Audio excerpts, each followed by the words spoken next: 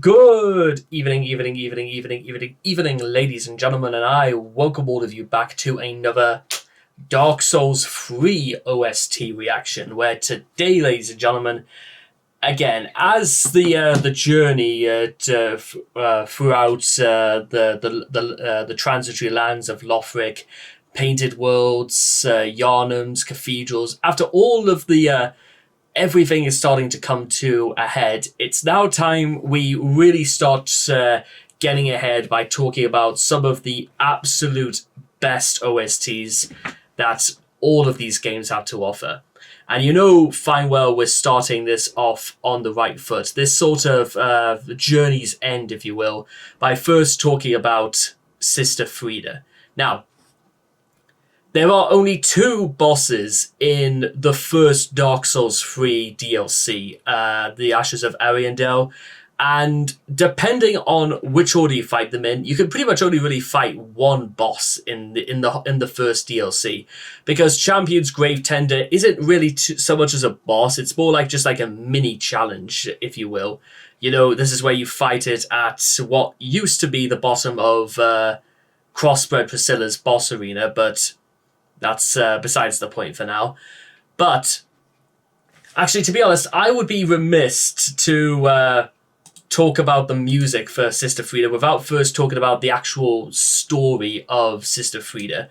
Now, to my knowledge, Sister Friede is either some relative or she's an actual sister of both. How's this thing starting? I didn't mean for this to start. She is the actual sister of the Firekeeper and Lady Yuri, who is either a guardian or she's like one of the enforcers, or just sort of she's some way involved in the land of Londor, which is basically like the undead settlement way earlier in the game, and essentially, Sister Friede disappeared into the painted world, and she, in essence, became part dictator by completely subduing father. Who is?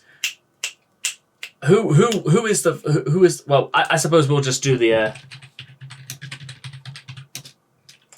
What's the thing called? The cutscene.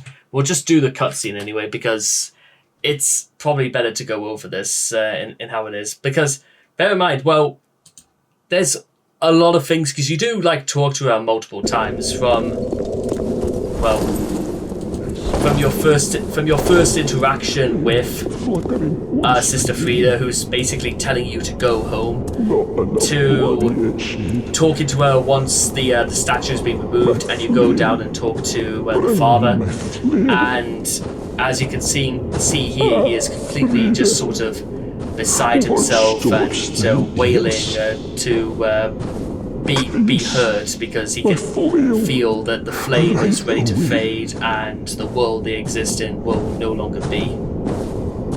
Because the girl they keep prisoner upstairs, she's ready to turn the world inside out, or on its head yet again.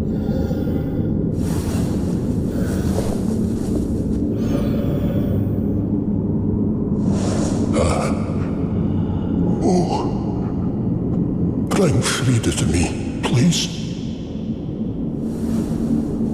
Canst thou not see the flame flickering once again? Soon will it surge. I can see it, feel it.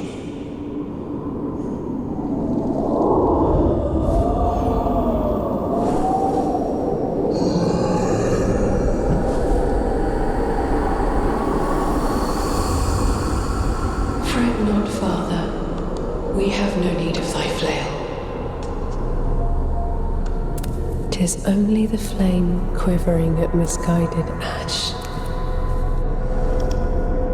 Please avert thine eyes.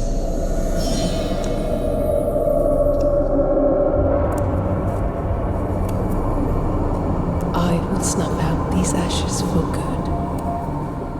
And that's your well, that's like the. I do love the fact that again, Friede follows you behind. She is keeping a close eye on you, and she tells you in no certain terms, well, again, to go home, and that you were warned about what would happen, and now you basically fight Sister Friede, and this is the first, like, well, her first stage is like incredibly. I'm just gonna play the music because I know that's what it's all about.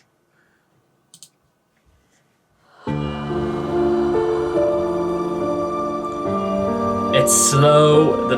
You got a piano going. It's this howling. It's an air of tragedy to it that you could have avoided all of this and you could have returned from whence thou came, but you chose not to, didn't you?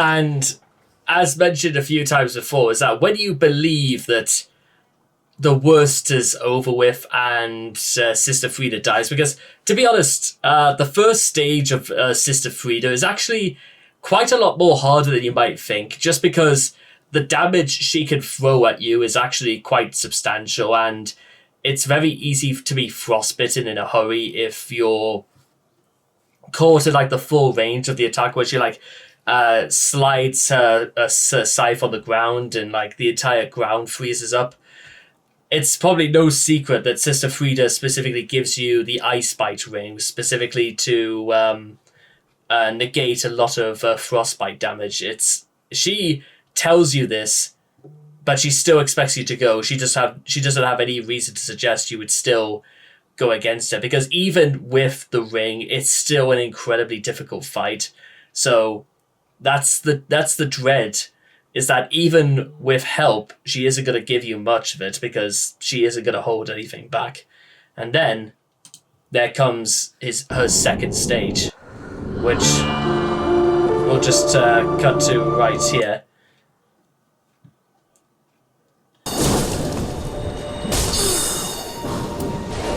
So she goes down.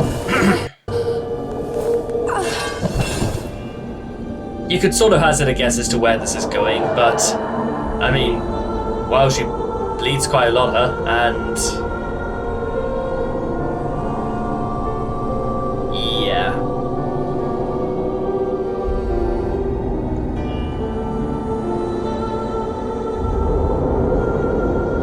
I also love the fact that music still continues in the background.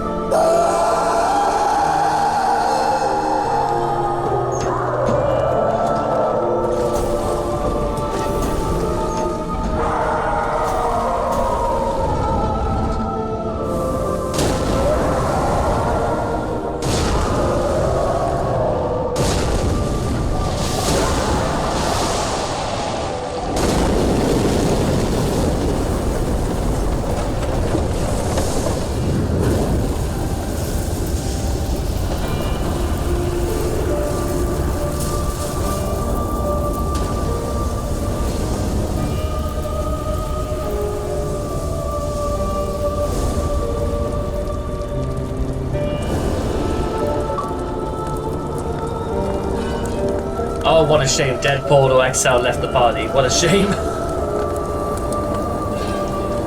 Sorry to have broken the mood a little bit, but yeah.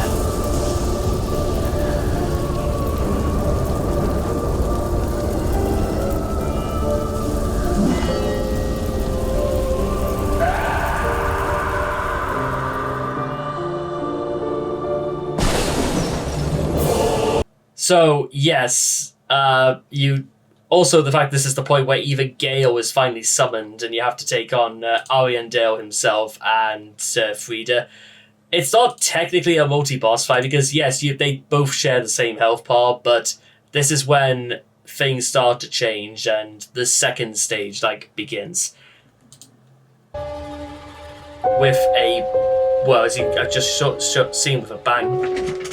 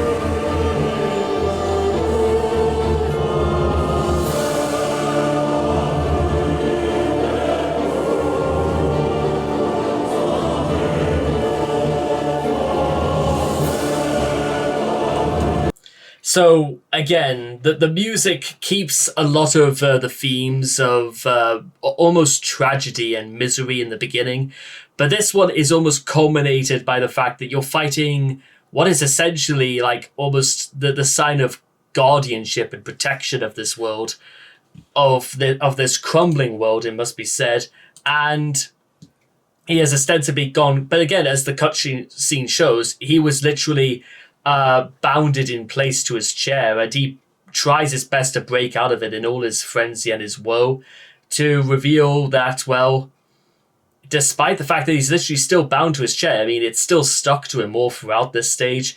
Friede doesn't even think to, even bound him loose, because if their plan really is to kill the Unkindled One, what exactly were they going to be doing afterwards? They may say, leave us be, Ashen One, sweep all thought of us of thy kind as thine always have, but it doesn't necessarily suggest what Friede's next stage is if, well, she is the one in charge and Ariandel is gone, because, well, for those who infamously remember what happens once you empty this health bar is when this happens.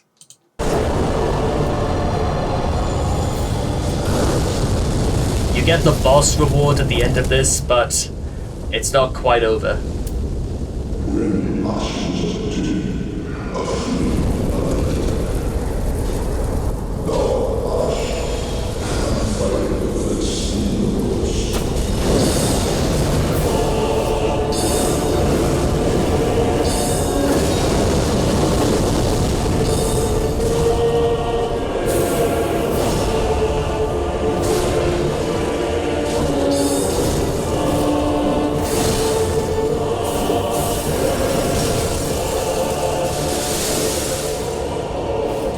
Now, ignoring the fact that 1 second this player has 2 summons to aid her against fighting Black Flame Friede, and bear in mind, this really was From Software's very first attempt at a 3-stage boss fight.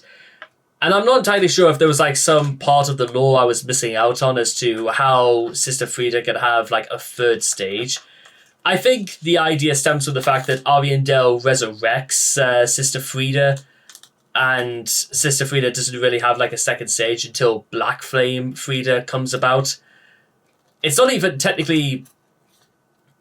and the only other guess I can possibly make is that before this place was... Because, remember, the painted world of Ariamis from Dark Souls 1, had a lot of dark flame sorceries you could find all over the place.